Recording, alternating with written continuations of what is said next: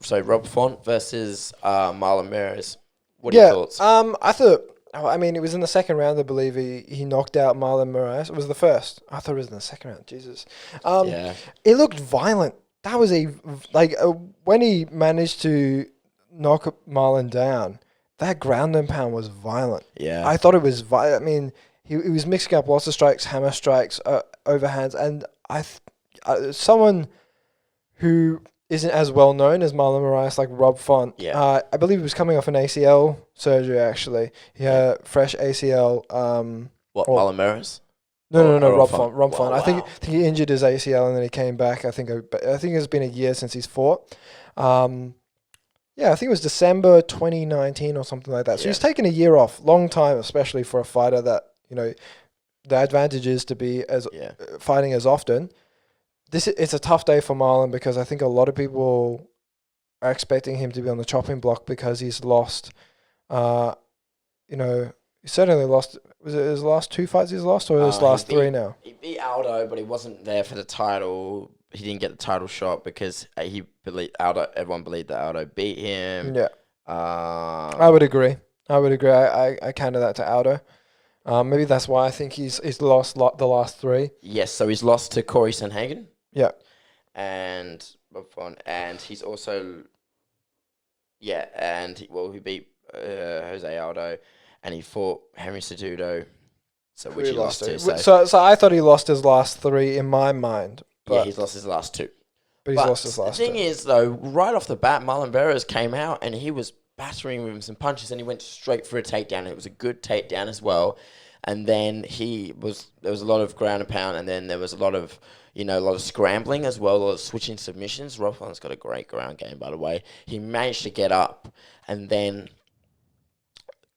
is it Marlon Moraes' kicks, man? Like, they may not be the... He's a scary dude, and he's huge for bantamweight. They may not be not the most powerful kicks, but they are so quick. He performed a spinning back kick, and it landed, and then Rob Font rocked him with a straight right, and then that's when he started stumbling, and then I believe Rob knocked him down with an uppercut, and then that's when the ground and pound came into play. But it was right off that kick I went, Jesus. It's but the vicious ground and pound that he put out there. I'm going to ask you something, and you might be thinking the same thing. Was it too soon for Marlon to come back after that spinning kick loss to Corey Sanhagen? I think it was too soon. So right after that fight, they started announcing Marlon's next fight, and I just went, too soon. Yeah, it's a good question. Considering when he fought Corey Sanhagen was in October, so 2 months ago. But then again, we see fighters who fight within 3 weeks of each other.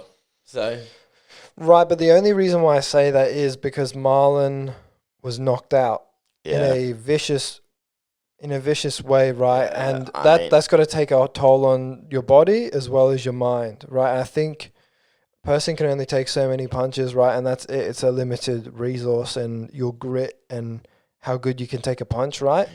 Yeah.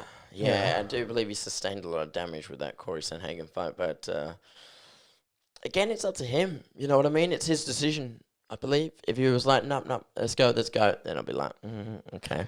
But most fighters are going to be like that. Most fighters are going to be like, I'll fight next week. That's just how they are. I thought Marlon should have maybe waited a little bit longer. Waited till later in 2021, and then he can fight again.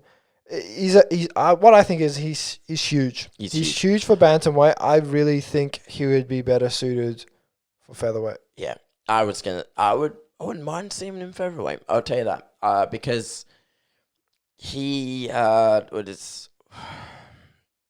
fought very often. I would say, it's not been the best year, but I just don't want to see people counting him out. You know what I mean? Yeah. Because he's fought already a majority of the fighters in bantamweight. Yeah. So I wouldn't see it was much of a problem for him to move to featherweight, considering that he's he's 32 right now, so he's still in his prime, supposedly. So one move to featherweight can't really hurt that much. Yeah, I can't really see that as much as a problem.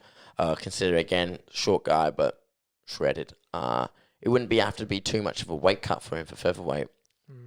So, yeah, I hope. But one thing I hate, like we talked about in the last episode, is when they lose a couple of times or lose once, people just start counting them out. Yeah, because I saw Marlon possibly being the next bantamweight champion because of his explosiveness. And I believe he's quite an explosive fighter, just like Edson Barboza. I believe he trains with Edson Barboza, actually. I think they're decent friends. And that's possibly why he's in bantamweight and not featherweight, because Edson's now moved down from lightweight to featherweight now. And he's trying to make he's trying to run for the title again. It's probably going to be his last title run.